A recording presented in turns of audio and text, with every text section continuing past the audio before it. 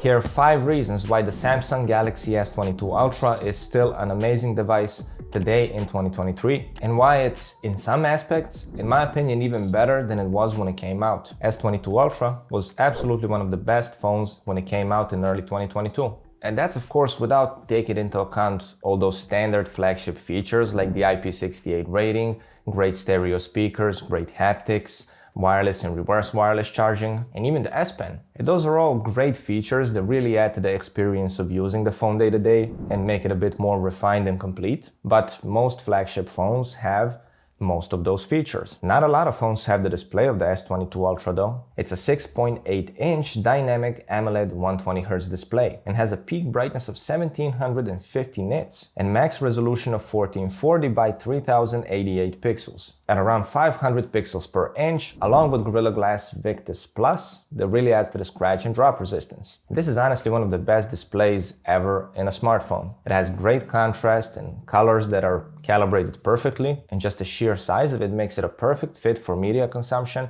gaming, or productivity. Samsung is generally known for their great display technology, and even most newer iPhones actually use Samsung's panels. Plus, I really like the squared off edges of this display. Now, that's a pretty subjective thing, you either like it or you don't. Here's a comparison of the S22 Ultra next to the Xiaomi's Redmi Note 10 Pro. They have similar size displays, but Samsung's flat edges kind of make it stand out more in my opinion. And as an addition to all this display is actually almost identical as the one in the new S23 Ultra. 120Hz is really smooth, and paired with that big resolution, still makes this one of the best displays in the game. Now, that high refresh rate and high resolution can sometimes affect battery life, so I'm mostly using my phone at 120Hz but at a lower resolution to save some battery. But in most cases, that's not really necessary because this phone still has amazing battery life. I'm easily getting 8 to 9 hours of screen on time, and that can vary a bit depending on what you're doing with your phone and the way you're using it day to day, but it's a whole day battery life easy. I never once needed to recharge it midday or top it up in the evening or anything like that.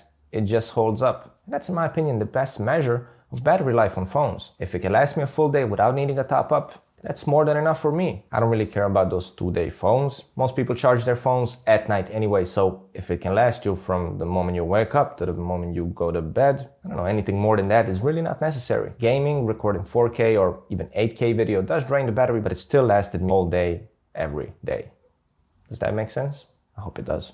And that's in part because of the Snapdragon 8 Gen 1 that's running this phone. But this is hopefully the last generation of Samsung phones that use 2 different chips in 2 different markets. So this one still has 2 versions, Snapdragon 8 Gen 1 in North America and Exynos 2200 in Europe. There's a bunch of videos online that talk about the differences between the Snapdragon and Exynos Galaxy phones. I do have the Snapdragon version and it's a bit faster and it's a bit more optimized, but in my opinion both versions of the phone are really fast, really responsive, and you're not gonna have an issue with performance if you end up getting the Exynos version. It's really not something that's like a deal breaker by any means. Performance on both of these platforms is really great, and I never had any lags or hiccups in my time using it. Now, in relation to the chipset and performance, software experience of this device is also amazing in my opinion. It's running Android 13 with Samsung's OneUI skin slapped on top of it, and after the OneUI 5 update, or 5.1 now, they made a lot of improvements to it. I was always of the opinion that the Pixel's clean Android experience is the best out there, and most companies slapping their own skins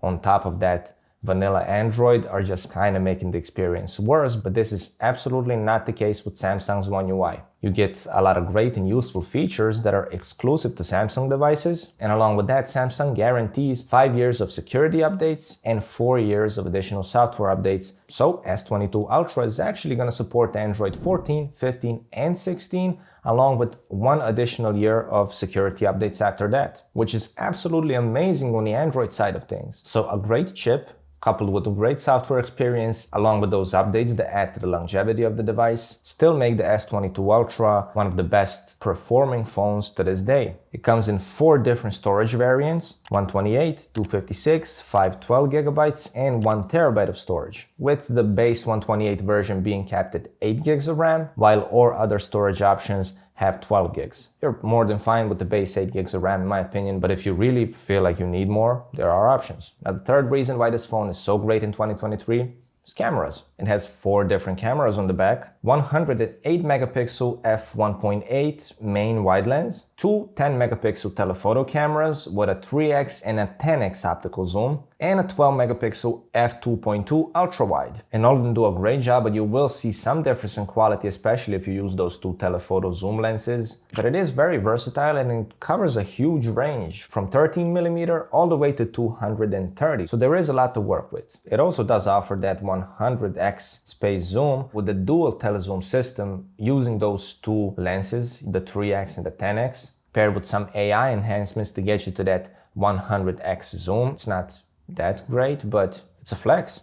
But when it comes to the main wide lens, it's still one of the best in the game. It punches out great clean photos with a lot of details, great dynamic range, colors, contrast, everything. It can also shoot 4K video up to 60 FPS, 1080p video up to 240 FPS, and even 8K video at 24 FPS. Do you need 8K? I'm not sure, but it's a flex. And it has a 40 megapixel front-facing camera at f2.2, and it's really good for an occasional selfie. So all in all, this camera package is a full package. The main wide camera is one of the best out there. Ultra wide also does a great job with a bit lower performance in low light, but still really good. And you get to zoom in a lot. On the video side of things, it's also really sharp and crisp. It has great stabilization, great colors, and it's one of the only Android cameras that come relatively close to iPhone's video capability. All in all, if you're looking for a great, reliable smartphone camera, you're gonna be really happy with this one. Which brings us to maybe one of the most important things when buying a phone, which is the price. Now, back when it came out, Galaxy S22 Ultra was something like $1,200, but today you can pick it up renewed on Amazon for $800 to around $850. And for that price, this phone is even more appealing than it was back when it came out. You really get a full flagship experience with a big Ultra HD 120Hz display, great cameras, great performance. For $800 to $850, it really is a bargain. Price is one of the main reasons I said in the beginning of the video that this phone is even better than it was a year ago. You get a phone with basically all flagship features, plus the S Pen, software experience, and longevity. This is one of the best choices out there today in 2023. Oh yeah, I have some links in the description if you want to buy the phone, and then I'll get some money because you bought the phone and you get, okay.